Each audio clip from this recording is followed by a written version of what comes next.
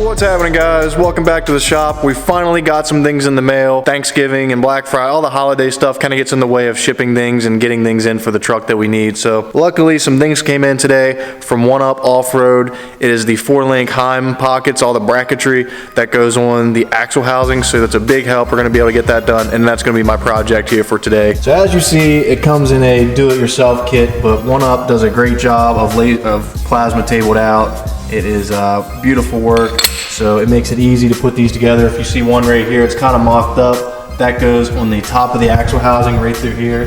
There's a big diagram of how to put everything together. I've just been studying it, and it just takes some time to really learn all these pieces and where they go.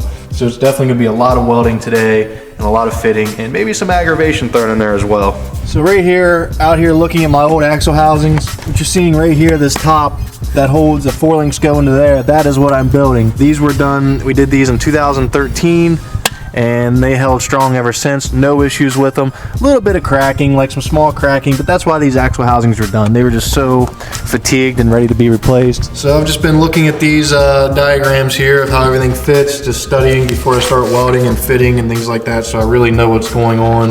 Okay, so I'm going to set the housing up on these jack stands. I got this bar running through the housing, and it's going to set up on the jack stands, and I'll be able to spin the housing where I need it, and hopefully that works. Hopefully, because that thing's heavy. These little circles right here, now what we got to do, everywhere that the nut or the head of the bolt goes, we have to put these circles, we weld these circles, so I got them tacked on right now. I'm going to lay beads all the way around these. What this does is create more meat, so the bolt can't rip out of the metal as easy, or we call it wallering the hole out, so it'll keep that hole, you know, nice and circular, and it won't oblong it after a while. So that's why we do these extra rings. So that's what I'm going to do first, is get these welded on everywhere they need to go.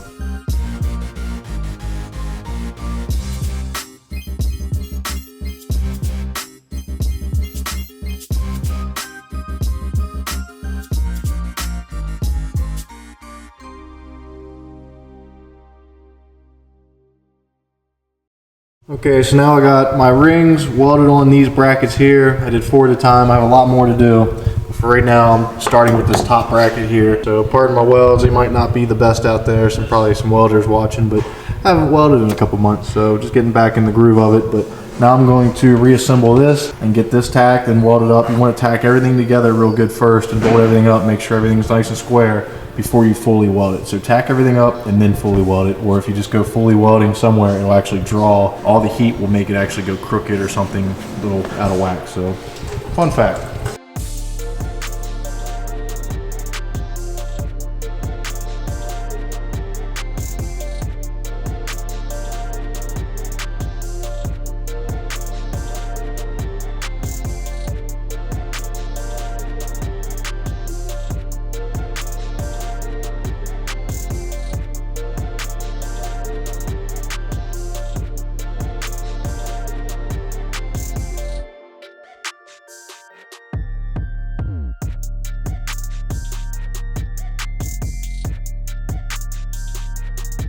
Okay, so everything's tacked up. Now I just have it setting here on the housing to make sure that everything lines up on the housing where it's supposed to be. So everything's tacked up, now it's nice and square. So now I bring it over here to the workbench. So since there's so many upside down welds and everything and so many different angles, now I can just weld it on the workbench. As you see, everything's tacked up.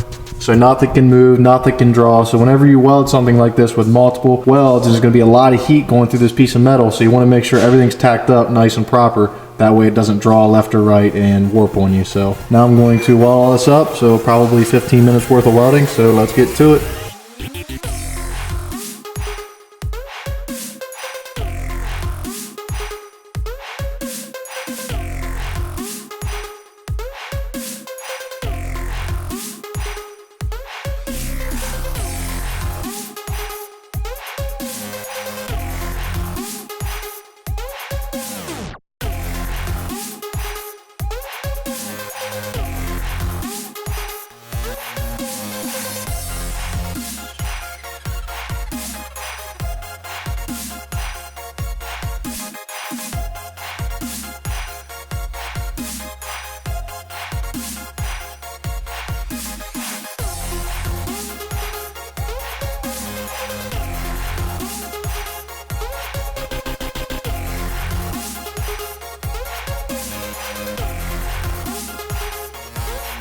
There she is, all welded up. She's still a little hot, but knocking the cobwebs off my welding. I haven't welded in a few months, like I said, so it took a little bit to get the welder dialed in. Once all the metal starts heating up, it really messes with the welder settings, so we got it set pretty much where it needs to be now, and it's looking good. So now I'm going to finish up the brackets, and tomorrow is when I'm going to actually weld them onto the housing. So right now you guys see the process. So what I'm going to do is go through and get all the brackets built. I'm going to finish the other top bracket, and then I'm going to finish the bottom 4-link brackets right there. Alright guys, got this one welded up, the second upper bracket. Got the other one sitting there on top of the housing. It's not welded on yet, just sitting there. Tomorrow I'm going to weld everything up on the housings. I'm going to start messing with these brackets right here. These are the brackets. They will hang right there on the bottom of the housing for the bottom 4 links. And now to start fitting these and getting these going.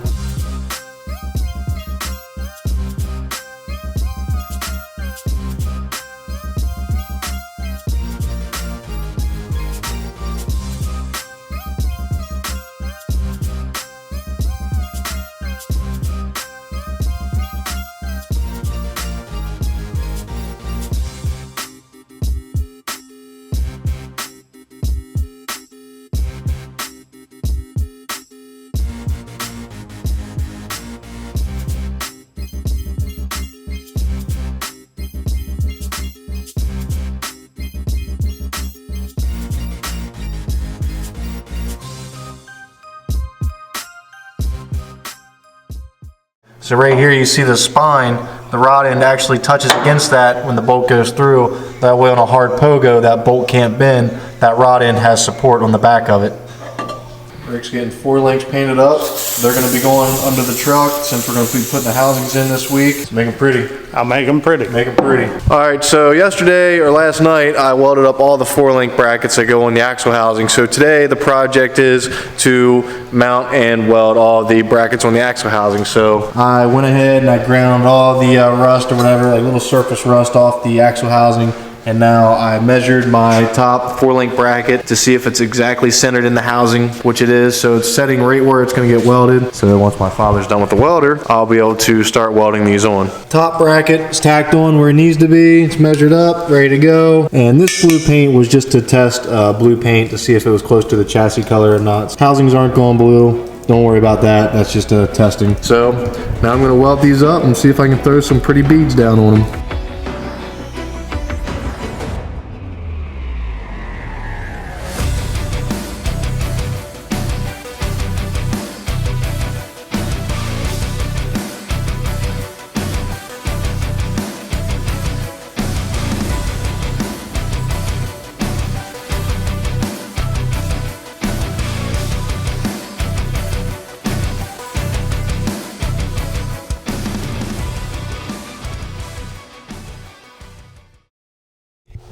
Alright guys, just got it done. It took me about 15 minutes to get it all welded inside and out. Definitely trying to lay down my best work because the Patrick welds here are just so beautiful, and I was just definitely trying to match it the best I can. I don't weld all the time, but these welds right here are perfect, so I was just trying to get as close as possible and make it look my best. So that thing is on there to stay. It's not coming off, so now we'll be working on these bottom pockets.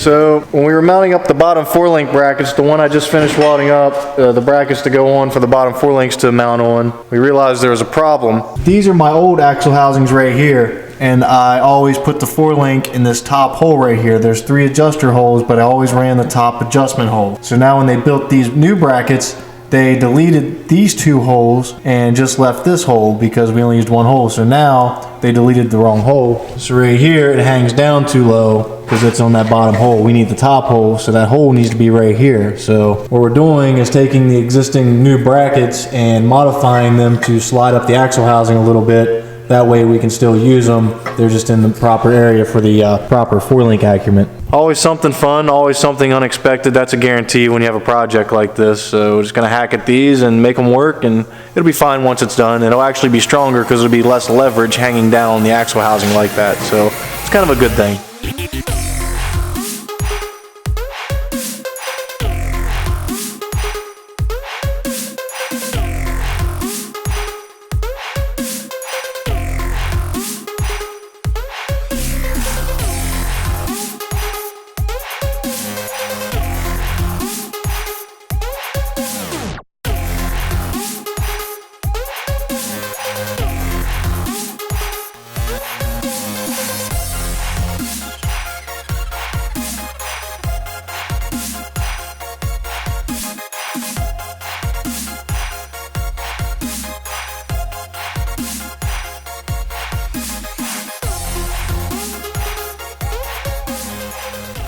Okay, as you see, I got this plate welded on. Now what I do, when I set it there, I tack weld it and hammer the tack weld. That way it sets it down lower and gets it closer to the other piece of metal. So I did that on each corner, and then I hammered it down, bent that plate down to where it needed to be, and I tack welded it, then hammered it. That way it was set nice, perfectly where I needed it, and then just beat it up, and it looks good. And these are gonna be some strong brackets, no worries on these. So in the next video, guys, it's gonna be painting these housings and actually getting them up under the truck. We're gonna start putting the fourlinks in and things like that. And we have the bolts, so champagnes will be going on it next, and hopefully if we get all that done, then the shocks are going to go on. So not sure how I'm going to split the videos up, but you're going to have some content coming your way. So I love all you guys. Daniel, you want to say anything? Share, like, subscribe. Share, like, subscribe. Rick? Share, like, subscribe. You heard it there. Catch you in the next video, guys. Peace.